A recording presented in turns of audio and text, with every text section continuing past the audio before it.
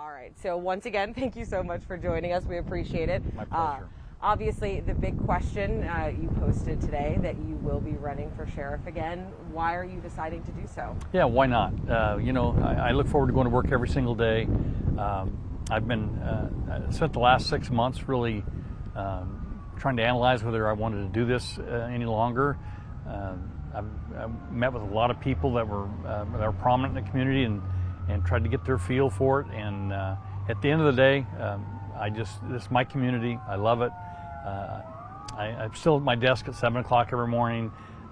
Somebody's got to do this job. Somebody's got to lead us. This is the most dramatic time in the history of our country, and it trickles down to our county, and I'm just proud to be a part of this community.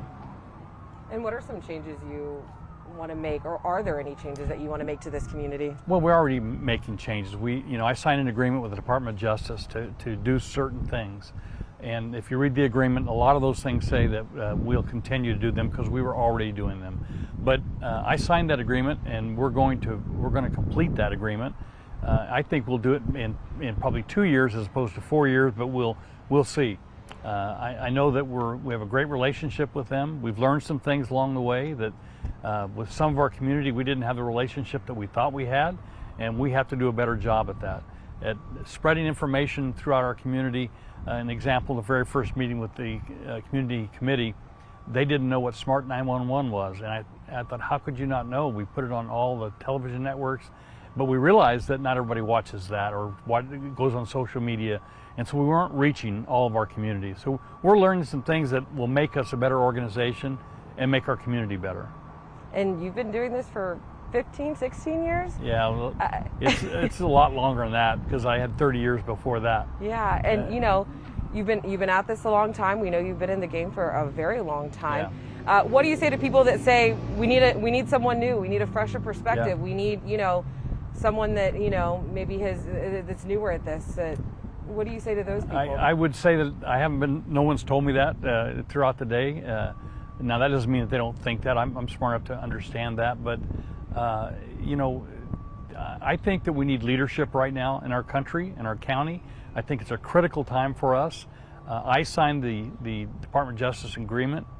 We're going to build a new coroner's office. We're going to a new facility. We have a lot of things that we're in the middle of, and I want to continue to be a part of it and lead this organization forward.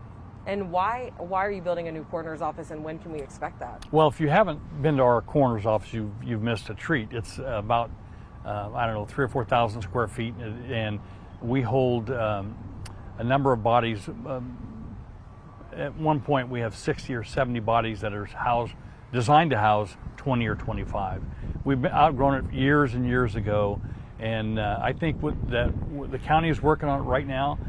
We're not building one. We're going to rebuild a new building that's probably 10 times the size, and it really is a great thing because the coroner's office has been neglected, and I think within maybe a year from today we will be close to being moving into that new facility. And I also want to ask you about something about COVID as well. Do you regret not making any enforcements when it came to COVID, whether it be mask mandates or shutting down restaurants or anything? How do you feel about that? I don't regret anything that we've done with COVID. My employees, what's 1,200 plus now employees, have all come to work.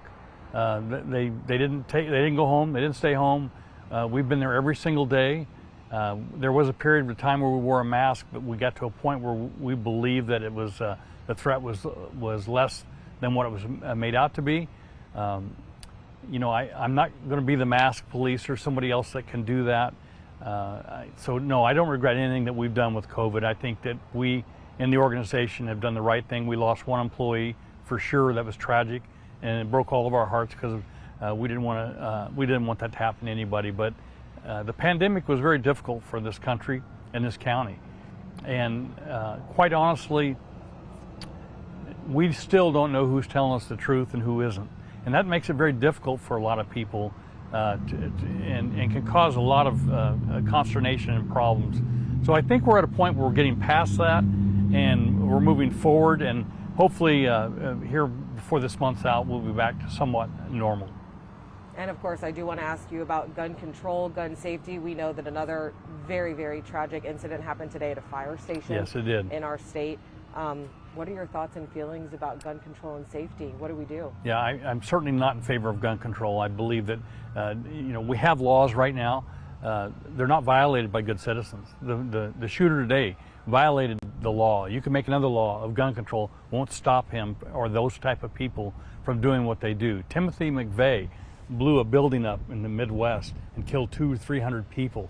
Didn't use a gun. We kill a lot more people with cars, but we don't want to ban cars. The Second Amendment is our right. It's a constitutional right to defend ourselves.